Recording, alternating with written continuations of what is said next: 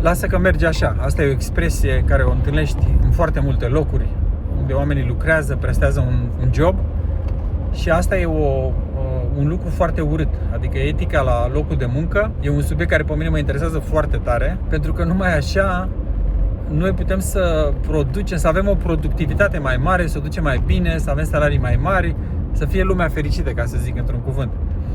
Și treaba asta cu lasă că merge așa sau ce vrei mă, trebuia să iasă perfect sau plec astăzi la servici, nu prea am chef de nimic, dar nu contează, mă duc, beau o cafea și mă fac că lucrez pe acolo sau whatever.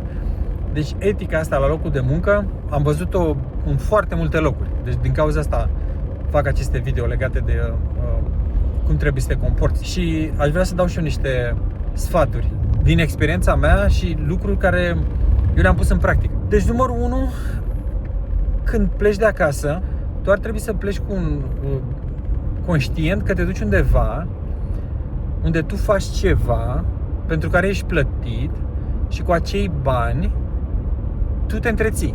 Deci atitudinea ta încă de dimineață când intri pe ușă la firma aia acolo trebuie să fie fresh, nu știu cum să zic, în afară de faptul că, eu știu, poate ești cineva care face un data entry undeva, adică o meserie de asta plictisitoare, eu știu, ești paznic sau...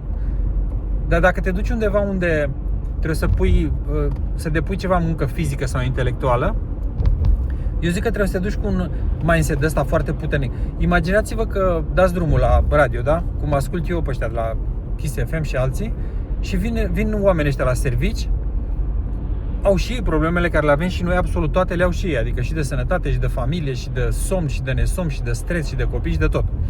Imaginați-vă că voi sunteți în mașină, v-ați obișnuit pe fiecare zi să ascultați, eu știu, muzică, glume de ale lor, concursuri și așa mai departe, și într-o zi vin toți la servici plăștiți, adică în sensul că sictiriți de viață. Deci nu or să fie pump it up, să bagi acolo, adică să-l asculti, să zici, mamă, ce zi frumoasă asta și așa mai departe. Cum te-ai simți? Adică ce ai face tu în momentul ăla? Nu ai oprit radio? Sigur că l-ai oprit.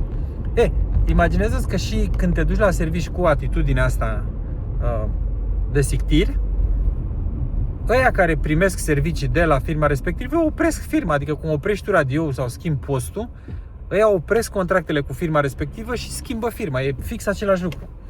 Deci eu zic că dacă vă gândiți la treaba asta, vă duceți altfel la muncă, adică te duci să lucrezi într-adevăr la un patron, da, dar gândește-te că patronul ăla care e acolo, dacă reușește să-ți dea ție un salariu și la alții de lângă el, face niște eforturi care tu nu le faci, că nu le faci că ești dincolo, da? Că mai e un gen de ăsta de oameni care zic că eu mă duc la servici și fac aia, dacă n-aș fi eu acolo, n-ar merge firma asta sau nu s-ar întâmpla nimic. Astea sunt prostii, n-au nicio legătură. Tu nu te duci la servici ca să demonstrezi tu că ești numărul 1 acolo. Tu te duci la servici ca să faci ce fac și ceilalți oameni. Și atâta vreme cât tu nu faci cu inima deschisă, cu o responsabilitate de asta mare de absolut tot ce faci, nu merge treaba. Și nu numai că nu merge treaba acolo, dar indiferent unde te duce, nu merge treaba. Deci dacă nu ești educat, să ai o etică de asta la servici, nu reușești nimic. Și am mai spus într-un alt video, e foarte important, de exemplu, ca și angajat, să vorbești cu conducerea și să le spui, care e cultura la voi aici în firmă? Adică voi ce faceți? Sunteți...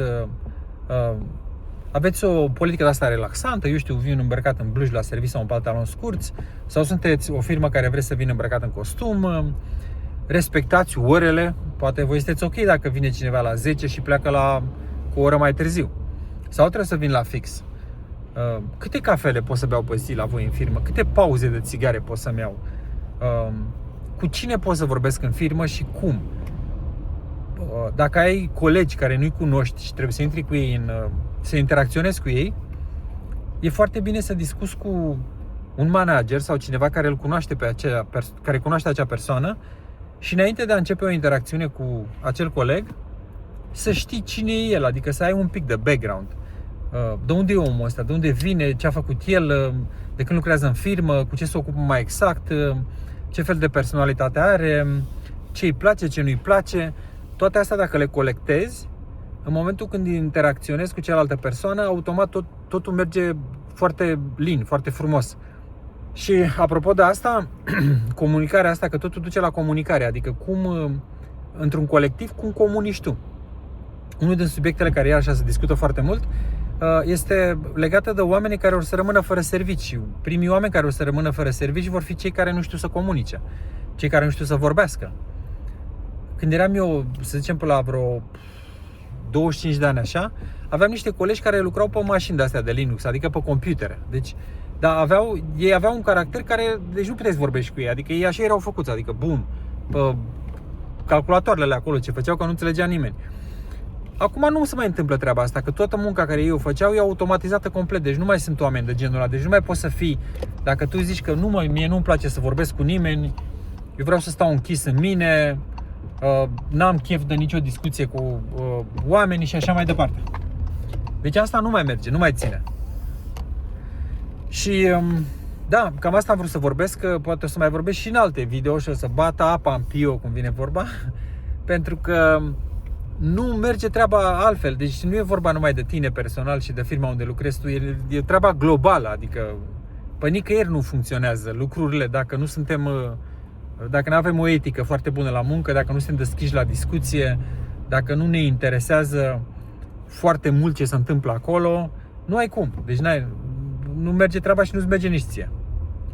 Da, voi ce experiențe aveți, adică pe tema asta? Cum vă comportați voi?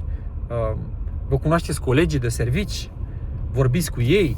Aveți niște găști ale voastre cu care ieșiți la o băutură? Vorbiți cu patronii voștri? Sunt unii de ea chitroși sau sunt de treabă? Poți să ai o comunicare cu ei? Că acum sunt și situații în care tot ce am zis eu aici în video nu poți să-l faci din cauza că poate lucrezi într-o firmă unde toată lumea e chitroasă și atunci ai ajuns și tu acolo și nu știi pe unde să scoți cămașa. Deci lăsați comentarii și le analizăm pe toate. Facem o discuție pe tema asta. Mulțumesc, v-am pupat, ne auzim în video următor.